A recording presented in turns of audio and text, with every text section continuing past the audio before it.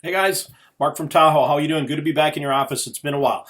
Going to just take a couple minutes to go over a couple things on pricing for you. We've been talking about price increase since the beginning of the year. Well, here's the good news, which from pricing things, there hasn't been a whole lot of good news in our economy out there. But we have been able to, with the merger with GLS, with our buying power, with some of the efficiencies we've been able to bring into the business, things that we've all learned from each other, which has been a wonderful marriage so far. I'm super excited that we did it. Is we are not going to, as of today, as of April 7th, we are not going to be doing a price increase planned for 2025 as of right now.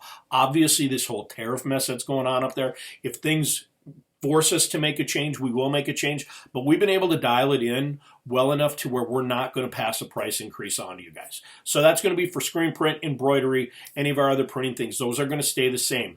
We will, however, and you'll see it attached to this email, that has the link to the video here. We are going to make some adds to our added services charges. I'm going to explain just a few of them to you so you guys can make sure you're explaining them to your customers as you get out there. But that's where we're going to have some changes. Again, we'll watch. You've all been seeing these millions of emails come from all our suppliers on the tariffs. If that changes something, we'll adjust as necessary. So here, let's just talk about a few things real quick that I want to make sure when you get this, open these forms and you guys are out talking to your customers, everyone kind of understands and everyone's on the same page so we know what we're taking a look at. So let's just talk about, and I'll be referring to my sheet a few times, so if you see me looking down, that's kind of what we're looking at. First thing isn't really a charge, but I do want to talk a little bit about virtual proofs. Virtual proofs are kind of a nightmare for us, but they're so valuable for all of us. I get all of those particular things, but I see people using them a little bit different. I want you guys to remember the price list that we give you is what we'll do for you is we'll sew, which means we receive your stuff, we unbox your stuff, we take it out, we inspect for the most part. We don't go over each garment with a fine-tooth comb. If we're printing or sewing on the front, we expect the front and go from there. I don't have into my time and charges where I'm going to lift the underarms and see if all of the seams are intact or that there's not a hole or a stain on the back. That's not something that we have time to throw into our thing. But for the most part, that's what it is. We'll get it out. We'll unbox it. We'll print it. We'll sew it. We'll steam it. We'll fold it. Whatever we need to do, put it back in the boxes and get it ready to you guys. That's when you see what you're paying for 12 two-color prints. That's what we're charging for. Virtual proofs aren't something that we really have in our price list. And it kind of depends on what we're using them for.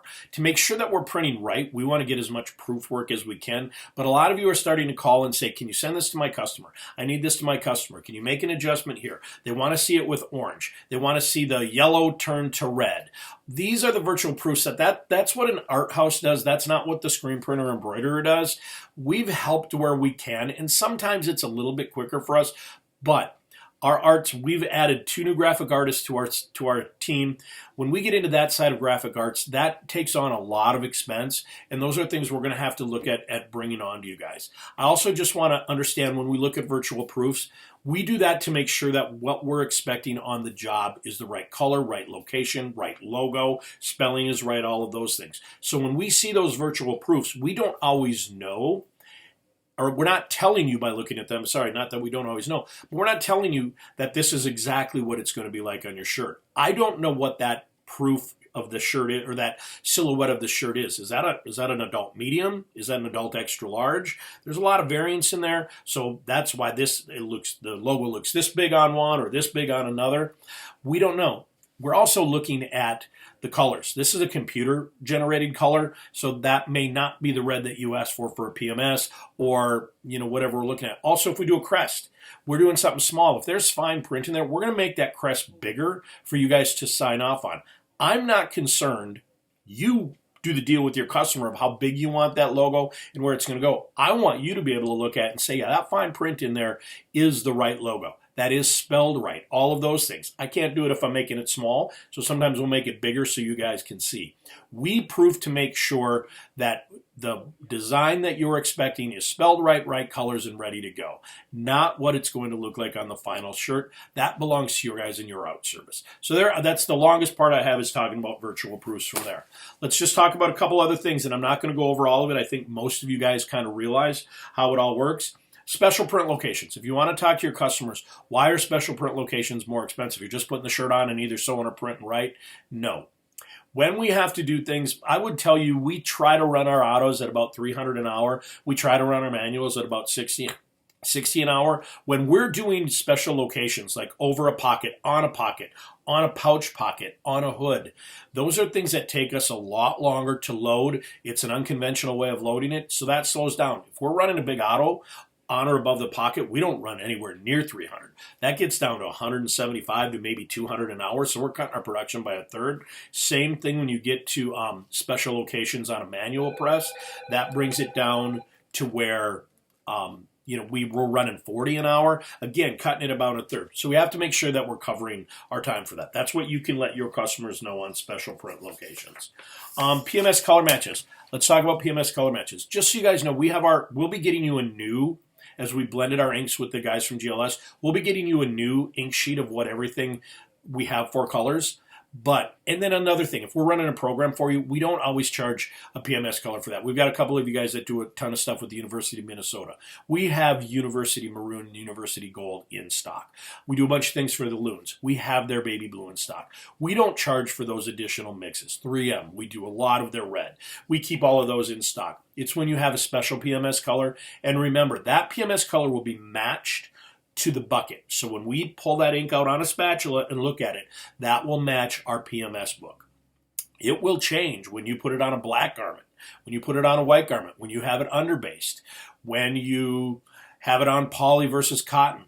There's going to be that slight variance in there. So that's how we do our PMS colors. It will match in the bucket. What it looks like or change in appearance slightly when it gets on a particular garment are things we can't always control, because then we're not mixing that PMS anymore. So just to think about that we always say we want a 10% acceptable variance in our PMS colors, and we should almost always hit that. There's one more thing on there about colors that I want to explain, and that's where we say garment or matching a logo.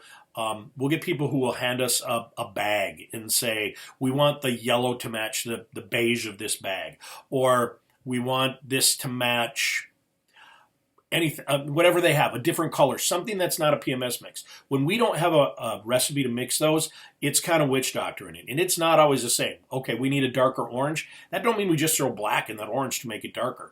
That orange could have hues of red, hues of blues in there. We kind of witch doctor, end up throwing quite a bit of ink away when we're trying to get those inks mixed that don't have a recipe to them. So that's why we have an additional charge for that. There's some things about some of the different inks that we have that all cost us a lot more, glow-in-the-dark, glitter, things like that. Unbagging from the distributor. That's a charge we have to have. Again, we get a lot of things in now, polos, scrubs, certain performance t-shirts, uniforms, all individually bagged. It takes forever to unbag those things. So when our guys stand there, again, we don't just count 72 from the mill. We're unbagging. We've had many times where we've had to call for an extra garbage pickup, $300 for an extra garbage pickup, because we've unbagged that many garments to come and not be able to have our garbage full for the next time. So those are some of the costs we incur. Not trying to make money off those things for you guys, but we can't always be the ones to absorb those. Taking a look at any of the other things we have on here that are just a little bit different. The fulfillment stuff is pretty easy to understand. Do notice there could be some box fees. One thing that happens when we fulfill for you guys is when things get unboxed, unbagged, they get put back in, we're adding stickers to it, we're putting them in poly bags, all the things that happen. There comes that situation where, sure, 72 came in the original box, and I got 3 cases of 72, but by the time we folded, bagged, stickered, all those things, I need to add 3 more boxes. Or some of the big orders, we need to add 6, 7 more boxes. Those boxes on anything sweatshirt size, we usually pay about $4.50 for new boxes in here, and anywhere from $1.75 to $2.25, $2.50 for t-shirt size boxes. Don't seem like much, but over the course of a year, when we end up adding several hundred boxes back to it, that really becomes an expense for us that we, again, as screen printers, not an expense we're going to incur. So that's just something new. We've never been charging for additional boxes, and we're not going to make money on the boxes, but we are going to charge our normal price of what we pay for those boxes to go from there.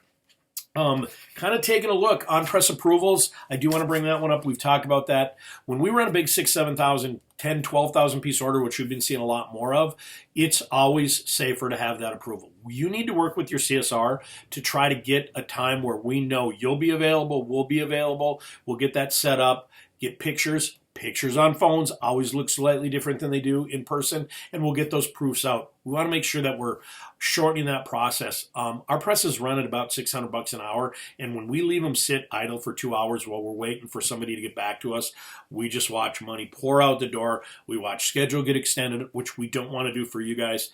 So those are just some of the little things to take a look in there. It's attached. That's where we're going on price raises. Again, if tariffs change things, we'll adjust accordingly. But as of right now, I think the crew's done a really good job of finding efficiencies and gaining some buying power. So we're not upping some of those charges to you guys. Coming up in May, we're hoping to have some open house stuff. We've got some really cool things happening here in our digital department. So yeah, we're anxious for everybody to come over. I get every time someone walks through, they're saying, we didn't know that could happen. We didn't know that you guys could do that. We're looking at a couple of really cool things for some e-commerce, small run, embroidery and digital for online stores and e-commerce things that can help you guys for some of those one-offs. We looked at some great programs out in Long Beach that we're trying to institute. So all kinds of good things happening and growing here. We're also going to talk a little bit about how when you guys order, you work with Jim, who has taken our logistics manager position. He is going to be talking to you guys about when do we send Fridley, when do we send to GLS up to Brainerd. So all kinds of fun things coming up, but I just want to make sure I touched on the pricing things. There's 11 minutes I jumped in your office. I bet it only seemed like 2, right? All right, all. Have a great day. We will talk soon. Feel free to reach out to me if you need anything. Peace.